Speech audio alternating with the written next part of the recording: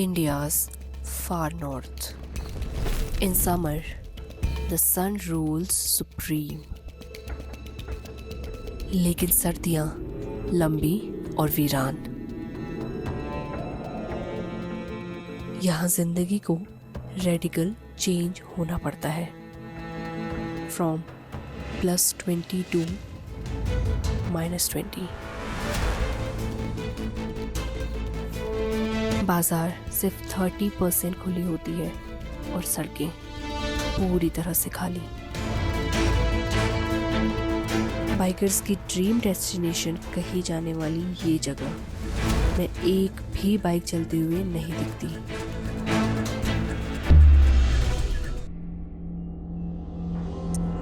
North और bikers की dream destination सुनकर आप समझ ही गए होंगे ये जगह है Ladakh. But this is not summers, this is in winters and this is Leh Ladakh in winters.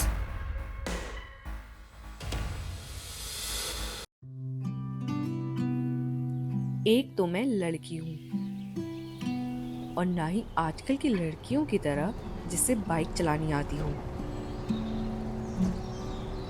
मान भी लो अगर बाइक चलानी आती भी हो तो कौन सा रास्ते ही खोले थे। जेब में इतने पैसे भी नहीं थे कि फ्लाइट ले लूं लद्दाख की।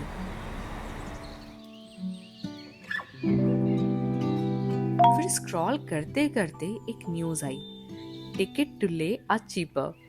मानो सपना सा लग रहा हो। और फिर दिल से एक आवाज आई, चलो।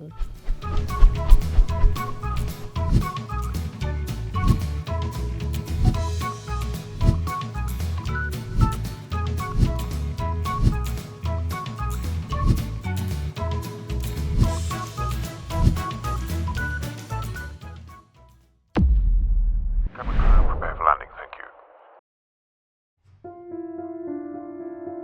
लद्दाख आ तो गई, लेकिन इस नेगेटिव टेम्परेचर में करूंगी क्या?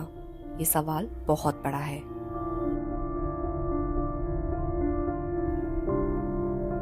इस सवाल का जवाब घर बैठे बैठे तो मिलने वाला नहीं था और ना ही कोई जिन आने वाला था मेरे को बताने के लिए। So I walked down the street alone to explore Ladakh by myself. Leh की सड़कों पर हल्की धूप और ठंडी हवाओं के बीच सबसे पहले I decided to go to King's Palace, जहां अभी भी लद्दाख के शाही परिवार रहा करते हैं।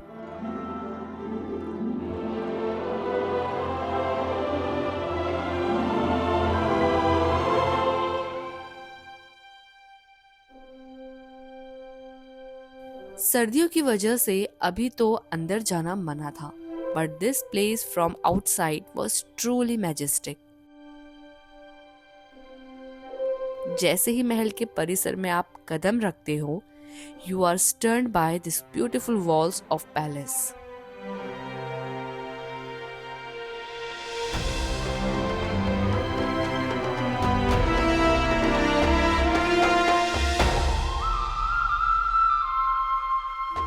एंड ऐसा लगता है कि जैसे बचपन में बड़े महलों की कहानी सुनी थी जो ऊंचाई पर होते थे,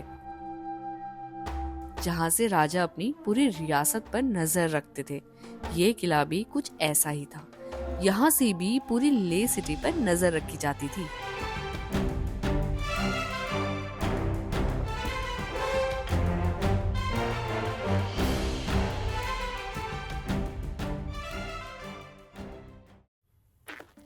किले से लगभग आधे किलोमीटर दूर नजर पड़ती है एक विशाल बुद्धा स्टैचू पर, जहां नॉर्मली आप वॉक करके भी पहुंच सकते हैं, but to reach here you have to cross these multiple stairs, which I know was a huge task for me.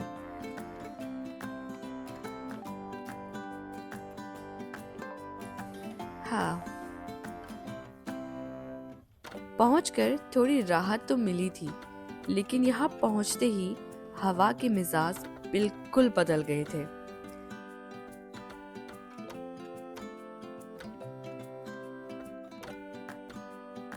लेकिन आंखें शे मॉनेस्ट्री में बसी इस विशाल बुद्धा प्रतिमा से हट ही नहीं रही थी।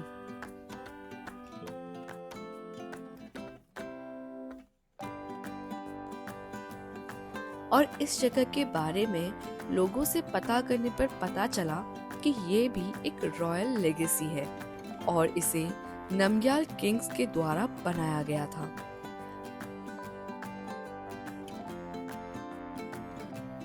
साथ ही मैंने एक चीज नोटिस की, धूप जब इस प्रतिमा पर पड़ती है तो पूरी घाटी जगमगा उठती है।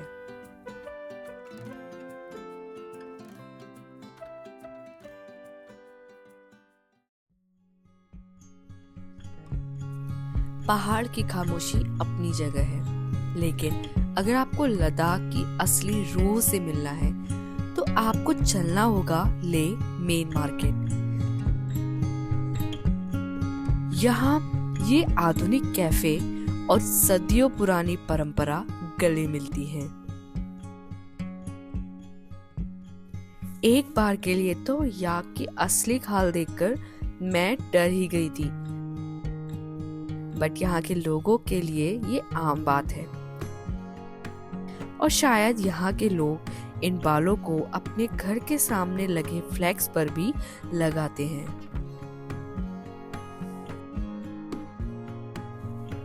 मेजरली विंटर्स के कारण यहाँ ज्यादा चहल पहल नहीं थी, but it felt good to visit local market and meet local people.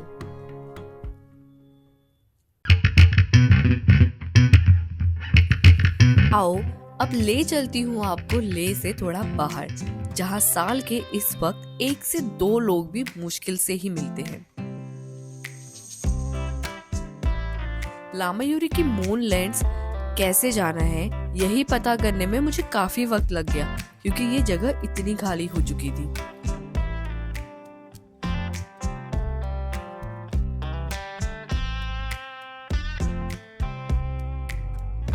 Monastery में पूरा घूम ली थी और एक भी लामा नजर नहीं आए।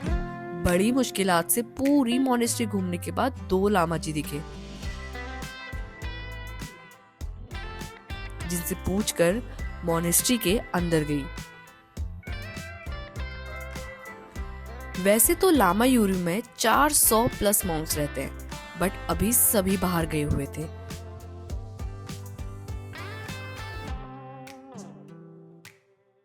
फिर लामा जी से पूछकर ही मैं गई लामायुरी की फेमस जगह मूनलैंड देखने, और देख के विश्वास ही नहीं हुआ। और होता भी कैसे, क्योंकि ये इंडिया की एक ऐसी जगह है जो धरती पर चांद जैसी नजर आती है। और यहाँ चलने पर पता चल रहा था कि यहाँ वीडियोग्राफी करना कितना मुश्किल है।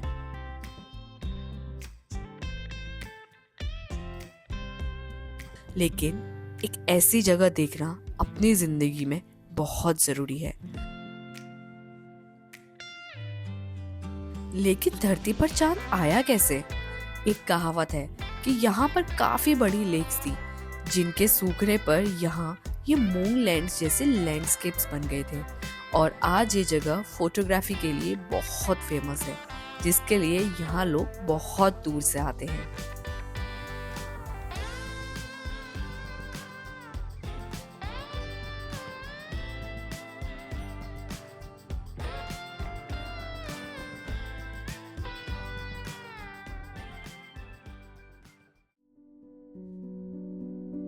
लेकिन ये 20 दिन मैंने बस घूमकर नहीं बिताए, यहाँ के कल्चर और फेस्टिवल्स को बहुत करीब से देखा।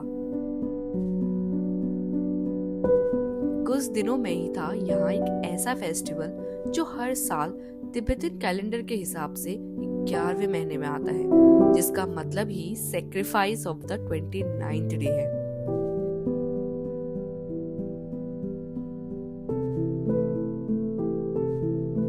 इस फेस्टिवल में पहुंचकर बहुत एंजॉय करूंगी सोचा था, लेकिन विंटर फेस्टिवल होने के बावजूद इतनी ज्यादा भीड़ थी कि कुछ भी अच्छे से नजर नहीं आ रहा था।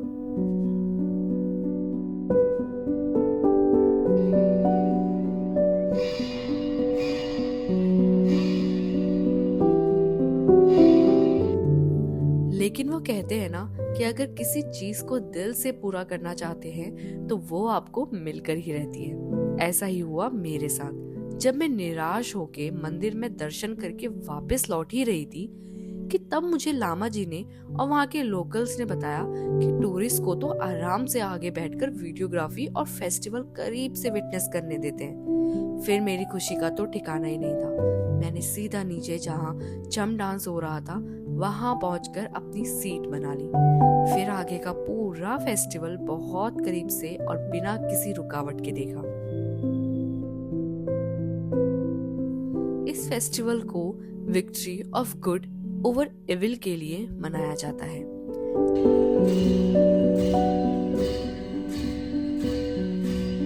जिसमें लामा जी क्ले और पेपर का मास्क पहनते हैं और यही मास्क रिप्रेजेंट करता है गार्जियन डाइटीज या धर्मपालास को।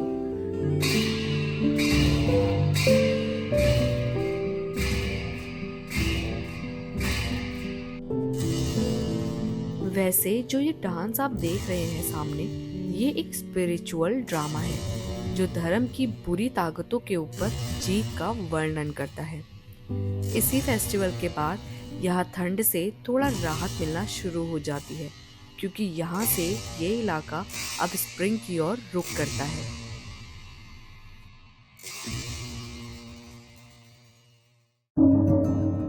लेकिन विंटर्स यहाँ पर खत्म नहीं होते हैं। ना ही ले के विंटर्स बस ठंड के लिए जाने जाते हैं।